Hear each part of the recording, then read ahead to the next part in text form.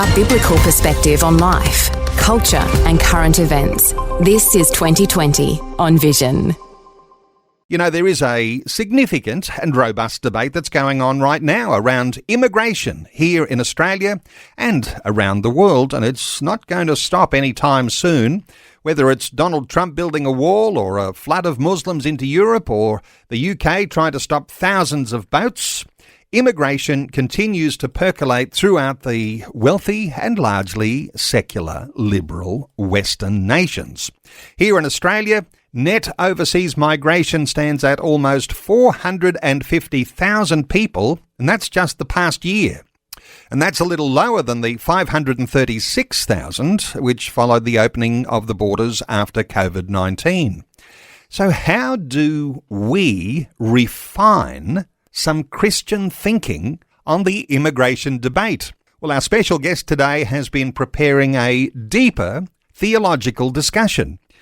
He's been attempting to address the question of whether the Bible, which is so often and rightly claimed to be fundamental to the Western cultural tradition, has something important to say about immigration.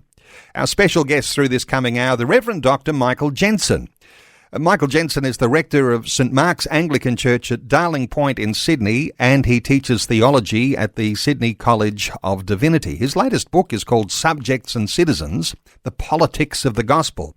He's in a space that's very comfortable for him, and I might make a special welcome back to 2020 to our special guest this coming hour, the Reverend Dr. Michael Jensen. Michael, welcome. Well, thanks for having me, Neil. It's great to be here. Hey, Michael, when we talk about the immigration debate, I guess we've got to start somewhere. So let me start with where I think it might be a risk of oversimplifying the issue for some. But the argument that you put is that this boils down to an argument between those who are sort of universalists and those who might be nationalist tribalists. Now, that might take a little bit to get our heads around, but what do you mean by boiling things down to a couple of sides like that? Well, I want to show actually that the debate often swings between these two sides, and we need to think creatively about third ways. What I'd say is that one habit we have of thinking about politics and about a nation and about our government is to think of all human beings as basically the same, and so deserving of the same human rights and deserving of the same status regardless of race or culture. We want to be race blind, and so we have a very helpfully universalist global impulse that comes from, by the way, is a thoroughly Christianized idea, emanates from Western countries influenced by the Christian message. But on the other hand, we also have the sense that each nation, each people, there is such a thing as being an Australian or a German or an American or whatever it might be. There is this thing called our ethnic identity, that we belong to particular places, that we have treasured traditions which actually help us to live, help us understand who we are. And there's a bit of a tension between those two.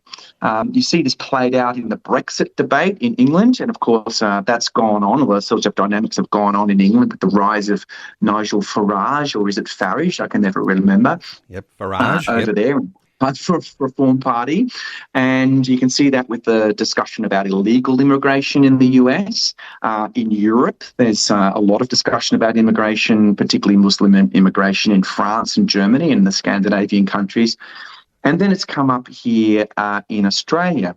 And it comes up perennially, these discussions, but I think it's the sense that people have that their national identity is being eroded in some way. There's a loss of a sense of what it might be to be an Australian. And then on the other hand, the sense we have that all people should be treated the same. So how do we mesh those?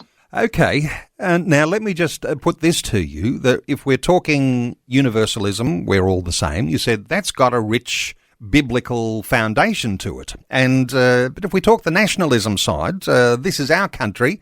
That's also got a rich Bible tradition too, doesn't it? Because, there's a certain sense in which a nation is formed, and so nations have cultural values, and there are some borders, there are some barriers, there are some things that hold a nation together. So what we're talking about here, both sides actually can argue a Christian foundation. So understanding things is going to be important for us if we're understanding some of these nuances around what it might mean for a Christian position when we're talking about immigration. Yes, although I'd like to see the side that talks about nationhood do a little bit more work, because too often what I hear is a kind of attaching of Christianity to a particular nationhood, when actually the Christian impulse is internationalist. It's transnational. We're not, that's the genius. We're not Israel, right? Israel is the history of the people of Israel is an ethnicity tied to a particular faith. But then, of course, going back then, of course, the people of Israel were set up to be a light for the nations, for the rest. But the Christian gospel, immediately in the book of Acts, we see, this is Acts chapter 2, right? We see the drawing in of people speaking many different tongues. And the book of Acts is about how we're going to get people with different cultural values and different backgrounds to meet together, to eat together. So that impulse is pretty strong. I guess from those impulses we do have traditions and ethnicities, but the danger is, of course, that we say, look, to be Greek is to be Christian, or to be English is to be Christian. We know where that leads. So that doesn't actually help the gospel. Actually, you get nominal religion in that case. I like what you say, because if you identify on the we're all the same universalist side, or if you identify on the nationalist, tribalist side, this is our country, you identify something important here where you say there is a mutual deafness on both sides. So you've got a polarizing debate, and if you're settled on one or the other, you are not as open to hear anything about whether there might be a Christian view in all of this. Talk to us about that, because most people might have thought this is some sort of a secular issue, isn't it? What happens with immigration? All of a sudden we're talking about a theological, a Christian view on how this works and whether there is something that God says. Well, there's a couple of reasons. But first of all, a number of Christian commentators seem to be talking about it, and partly it's because, mostly on the right, I would say, because they're saying, on the nationalist side, because they're saying that Australia is a Christian nation and that immigration is causing the dilution of the Christian identity of our nation. So there is a kind of attaching of the Christian view to one side of this, or an assumption. But I don't think it's actually thinking from biblical we're not thinking from biblical principles down. And I want to always, whatever result we come to, but I always want to invite the Christian community to think from biblical principles down, and not start just with what their favourite politician says. And so I want to encourage us to do that, so that we can, together as a Christian community, debate on the basis of the Bible. I think that would be really, really healthy for us. And then also we should ask, maybe the Bible's got something to contribute to the debate that will help our nation, because our nation actually has Christian foundations. I think that's just civilization has been bathed in the waters of baptized, you might even say, in the waters of the Christian gospel. And so many of the intuitions that our culture has are Christian ones. And so when you open the pages of the Bible, it's interesting how it resonates. And more people actually are interested in hearing what the Bible says than I think sometimes Christians think.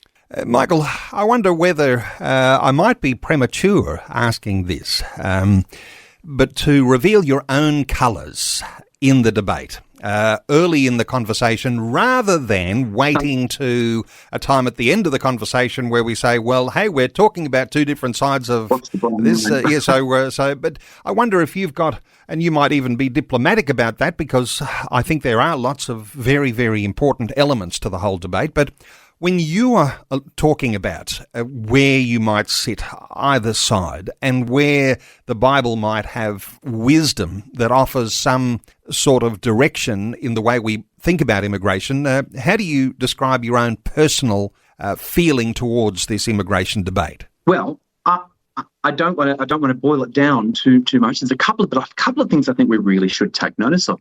One is that that land, that the possession of a nation, that an identity is a gift of God, and so we need to think of it as something we've received by grace and with gratitude.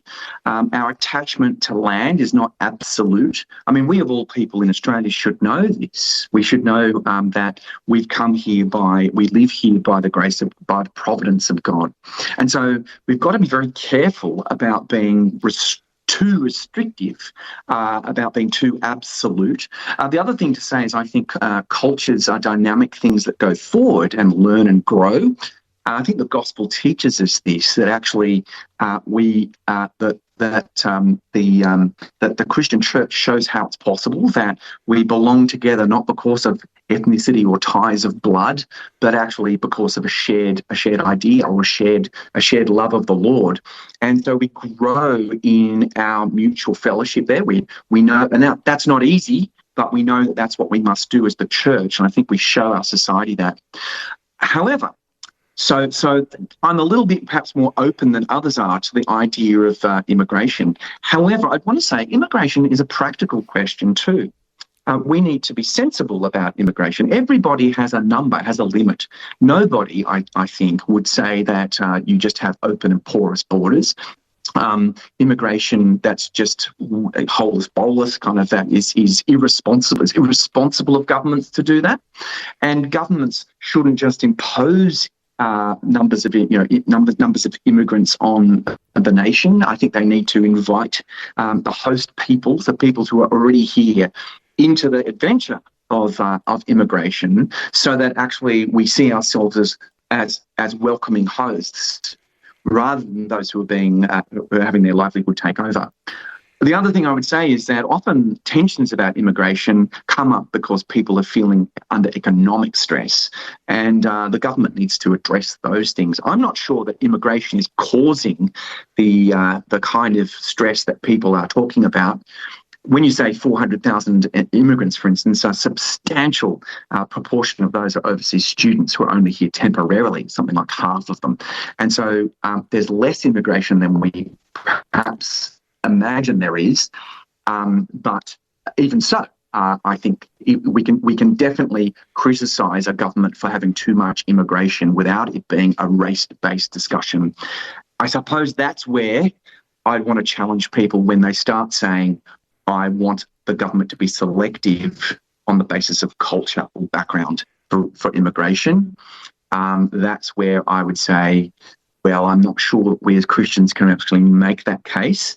Or that's a very complicated case for us to make. It's very difficult to do without actually verging on or heading towards a kind of racial exclusivity or talking about superiority in a way that I think is antithetical to the gospel of Jesus Christ.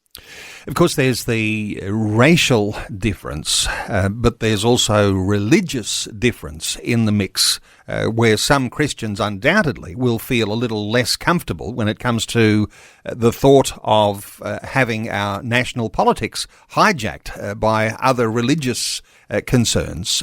Those sorts of things go through people's minds, don't they? And these are the sorts of things we need to think about as Christians, and at the same time recognise our own level of compassion necessary for people who are looking for a place to where they can call home. Yeah, and also our economic needs, because we need people to be our nurses and we need people in jobs that Australians won't do. We've got an enormous need, shortages in all sorts of areas.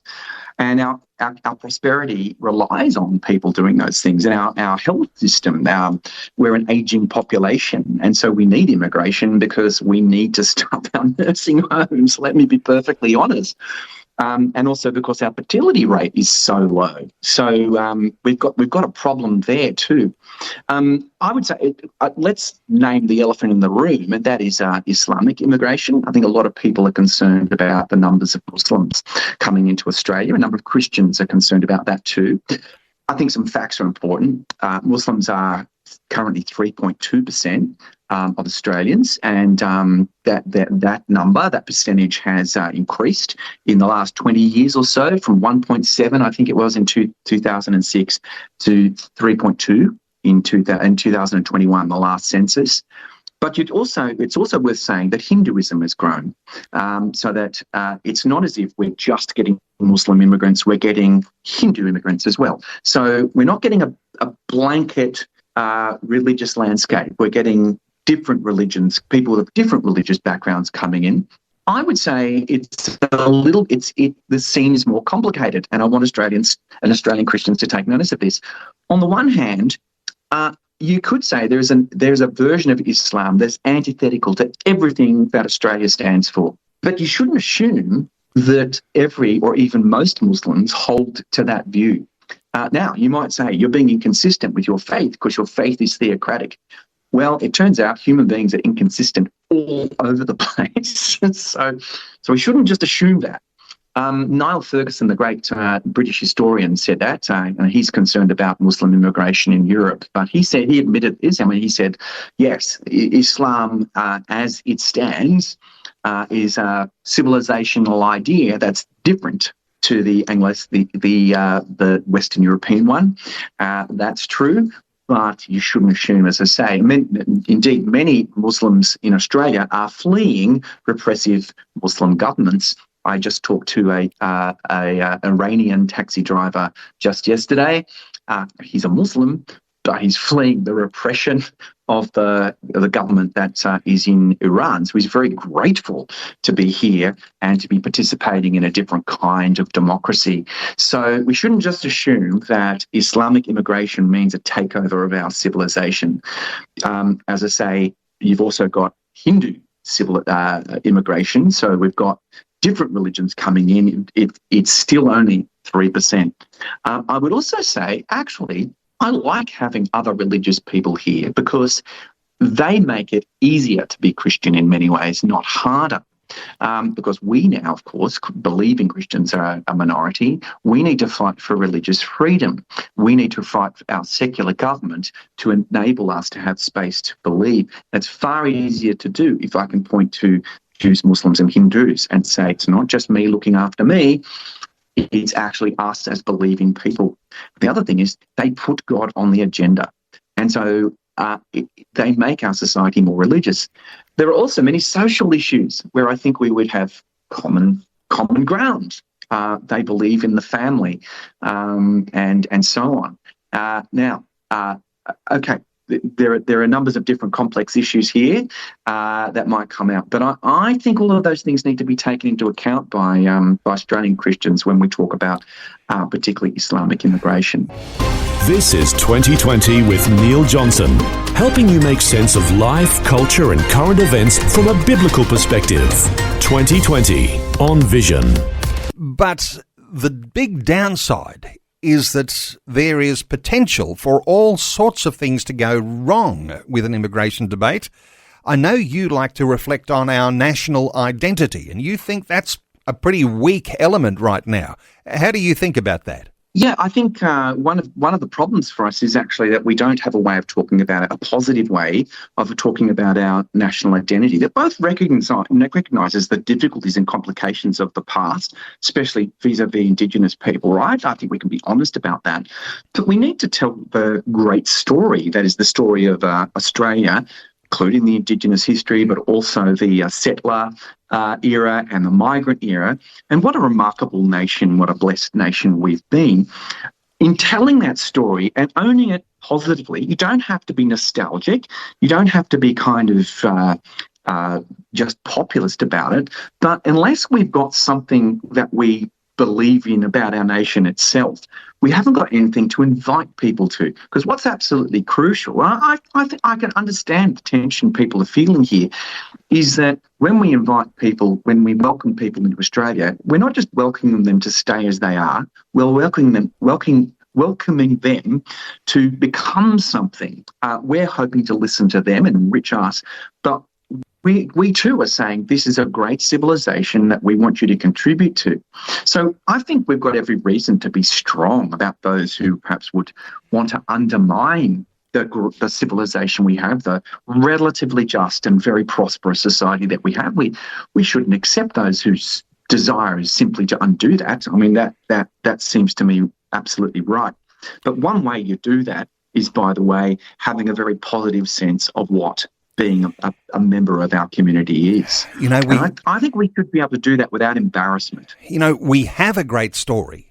And yes, on this program, we talk about that great story being a Christian story.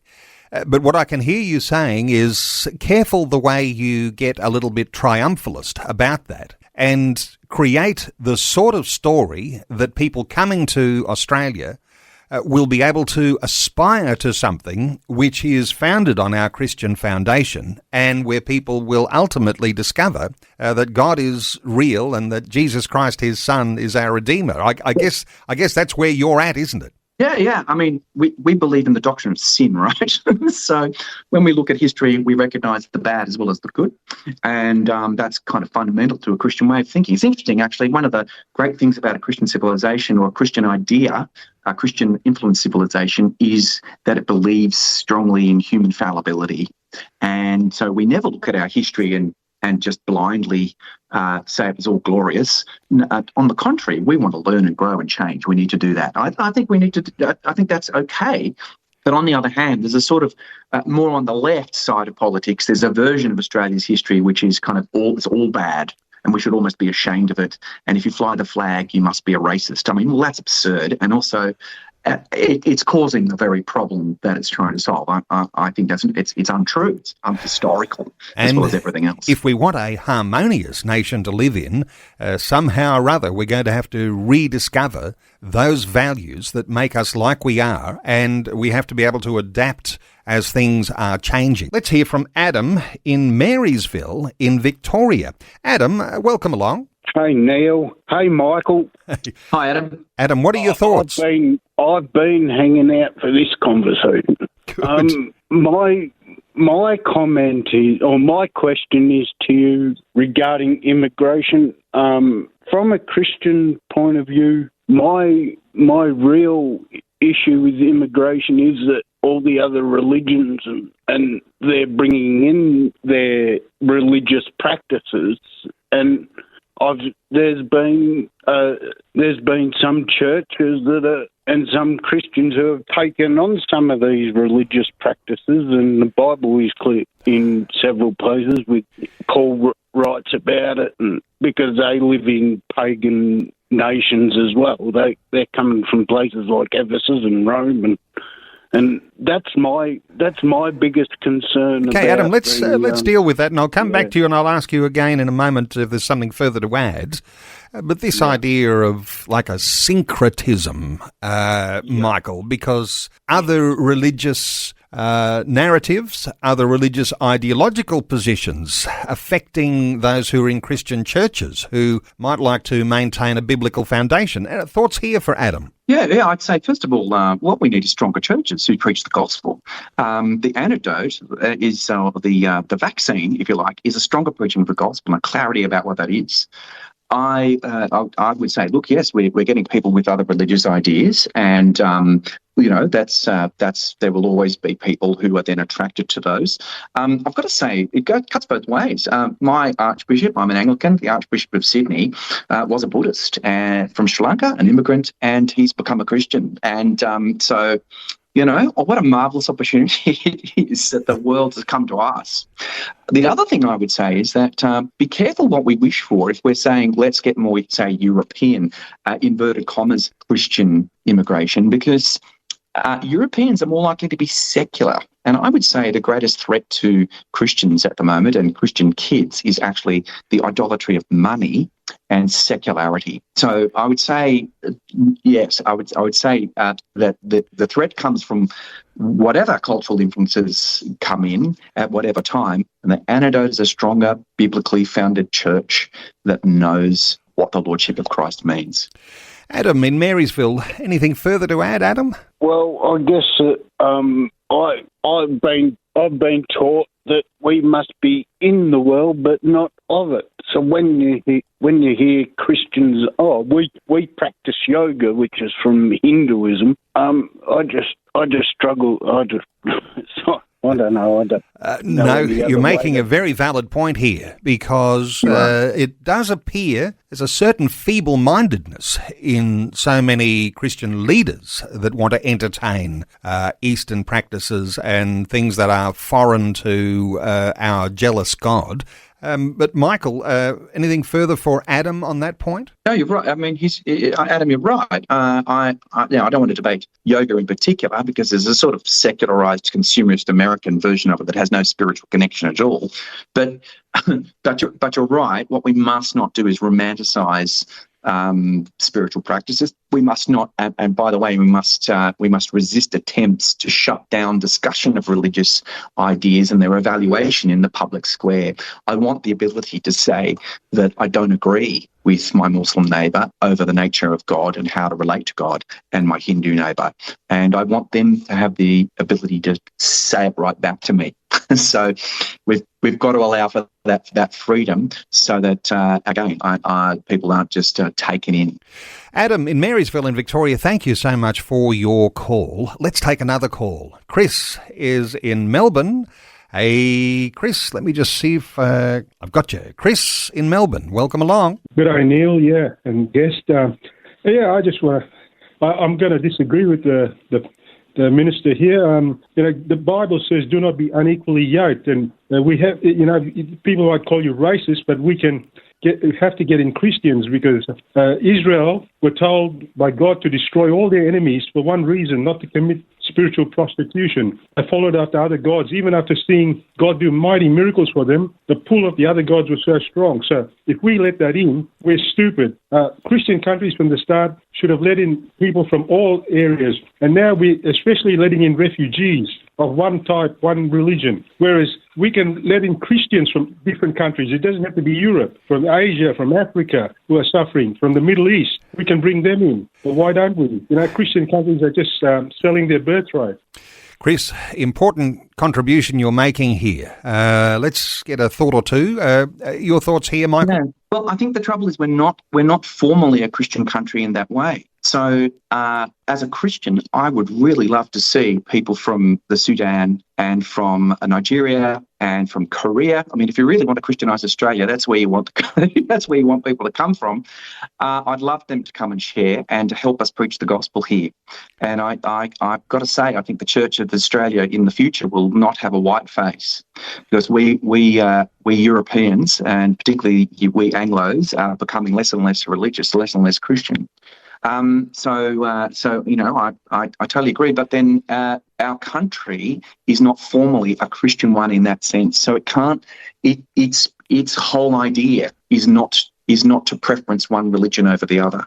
So I actually think that's not bad. I quite like that it does that. But I also don't want us to be overtaken by one particular religion or another. But I don't think we can be too specific, we can't discriminate in that way. And actually that principle is something I want to uphold.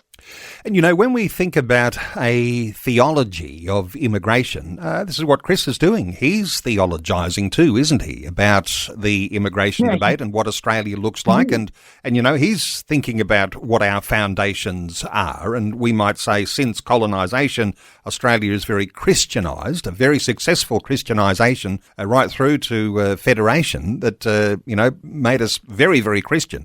So this idea of theologising, it's taking things a little deeper and understanding the nuances, not necessarily to change your position, but to actually give you a even firmer foundation on where you might stand on this debate. Yeah, and I would encourage people to think biblically, although what I would hesitate here is that we've got to be careful. We are not ancient Israel.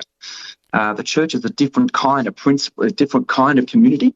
And so, when you hear the conquest stories of, taking the conquest narratives of clearing the land of the Amalekites, not being unequally yoked, etc., transposing those ideas onto Australia is, I think that's not the move we want to make.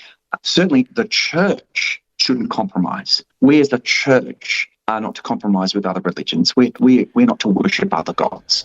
That's certainly the case. But Australia is not the church. So that's just the move I want us to discuss in thinking biblically, especially about how the Old Testament applies here to this Powerful conversation. point. Australia is not ancient Israel. Chris, anything further to add? Well, I just want to say, and all these politicians and all that who acknowledge the sacrifice of the Anzacs and all that, even though they're not Christian and they're token as Christians and could be atheists, they're still acknowledging that Australia is a Christian country because those diggers fought for God/Queen and country. The God was unmistakably the God of the Bible. There was no thing back then. It was the God of the Bible. So this country is a Christian country. And characterising our history like that might actually be an important element of encouraging the Christian community here to deepen their faith.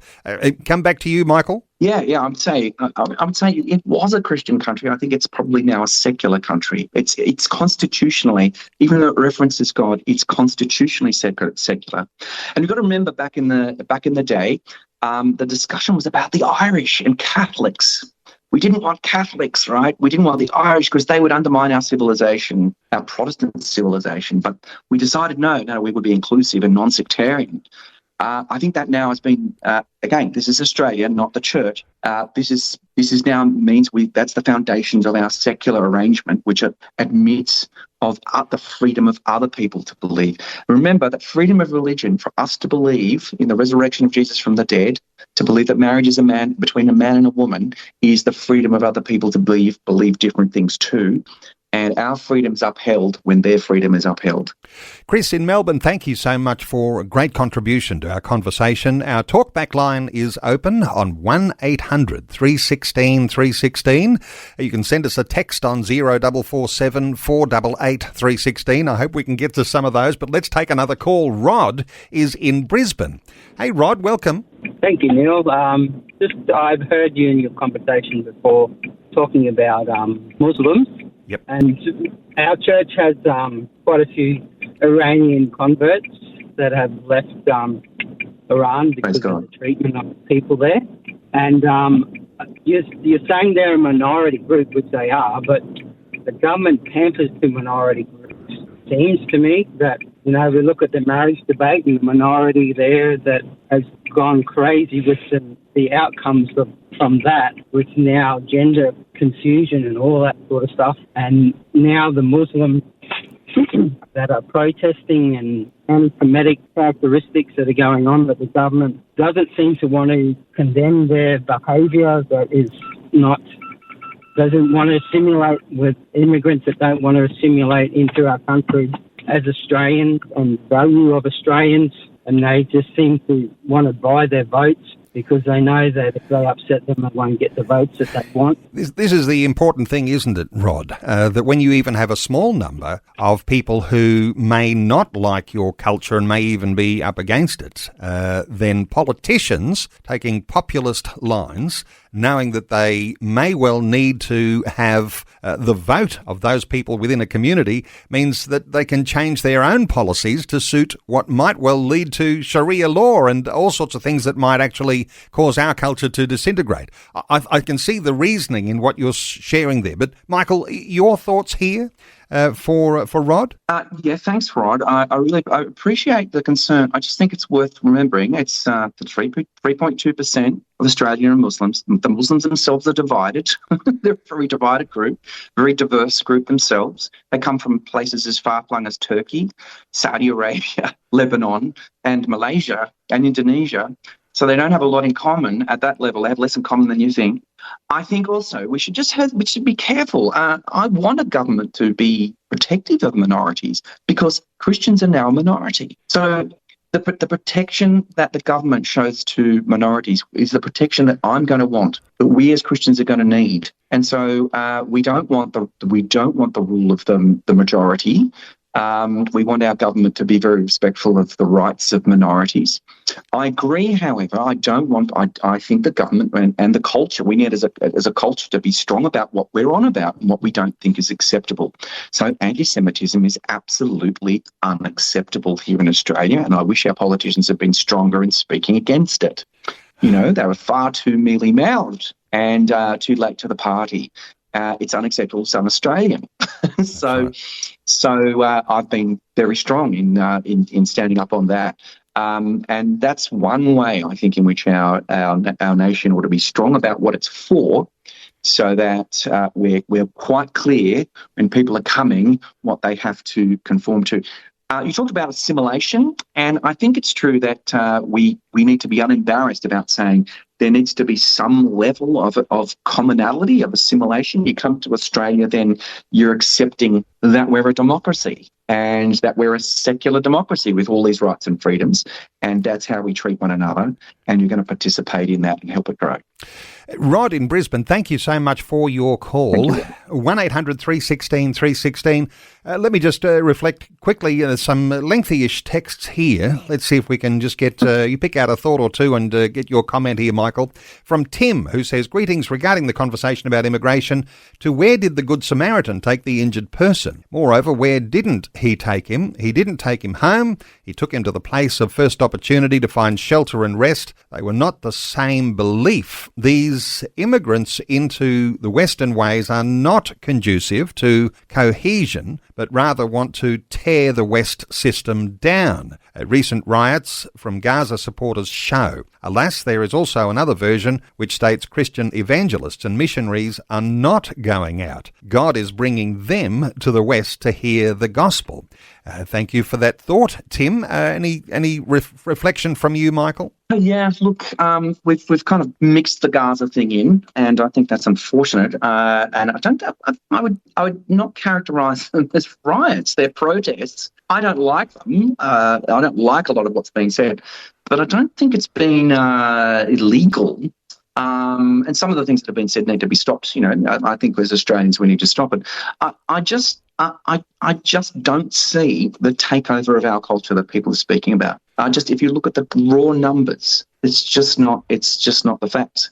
And we do need some level of immigration. I think it's interesting that the text also acknowledges that it's an opportunity, it's a gospel opportunity for the church, that the world has come to our shores. Okay, thank you so much to Tim. Look, there's a bunch of calls waiting, but I'm going to have to put a line under those because I just want to spend the next few minutes with Michael exploring some of the conclusions that he's come to as to how Christians adjust their thinking around the immigration debate.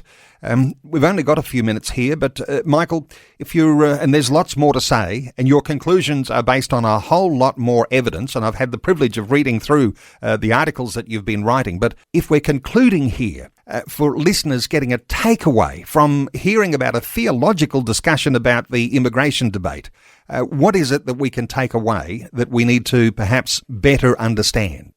Well, I think we need to better understand the transcultural nature of the Christian gospel. So evangelical Christians have always believed this. We've always believed in mission to the world, and we've seen the biblical vision of the peoples coming together.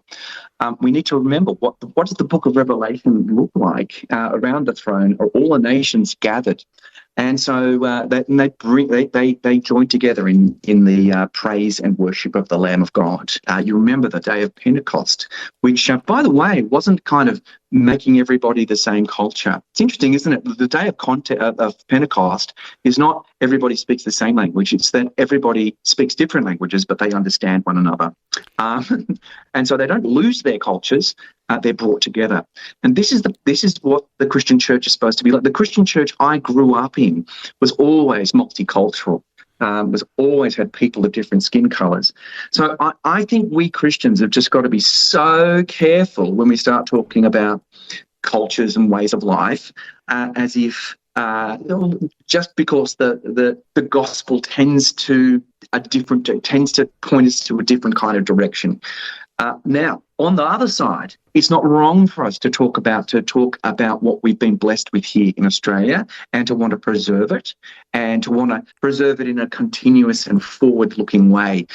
We should see, and I want us to see immigration properly done, right? We should be able to have a conversation about the right level and the volume of people from different places.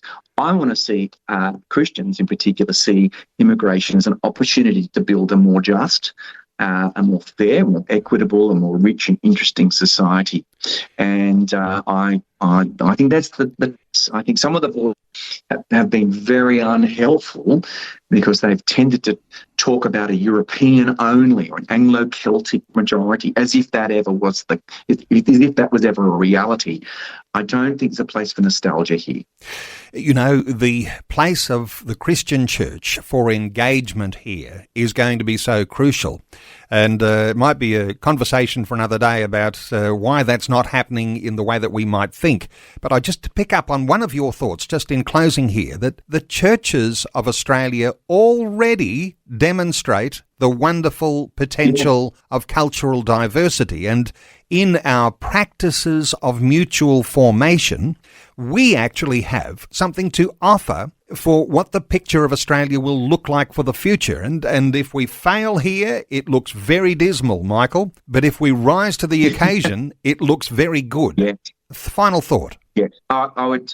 You've put it really well, Neil. I think that the Australian churches, we can model what a proper practice of multiculturalism is, which isn't just separating out into ghettos, but actually belonging together and being mutually enriched. And I think, as you say, the Australian Church has actually done a remarkably good job of that.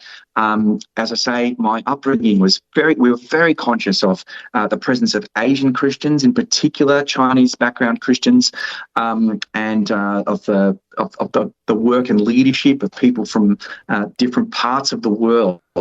Currently, my Anglican Church is really seeing the leadership of Africans and African Christians, and the way the gospel has just gone gangbusters in Africa. And so we're being so enriched by the presence of and the fellowship we have with Anglican Christians.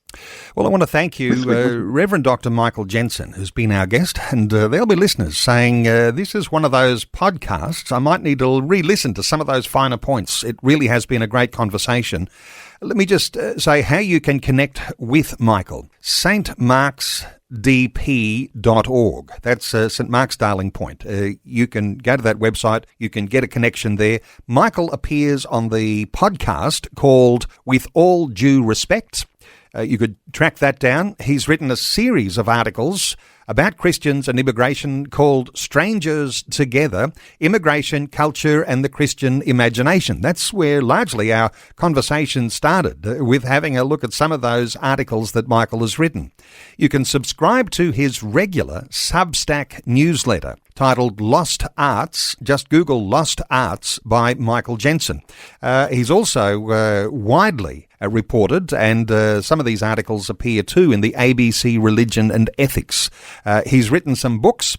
I mentioned his latest book called Subjects and Citizens, The Politics of the Gospel. He's got some earlier books, You, An Introduction, and Martyrdom and Identity, The Self on Trial. There's lots of dimensions to Michael, and I look forward to another conversation sometime soon. Michael, thanks so much for joining us today on 2020. Well, thank you very much for having me, Neil, and I'd love to keep the debate going. It's a really helpful discussion to have, I think.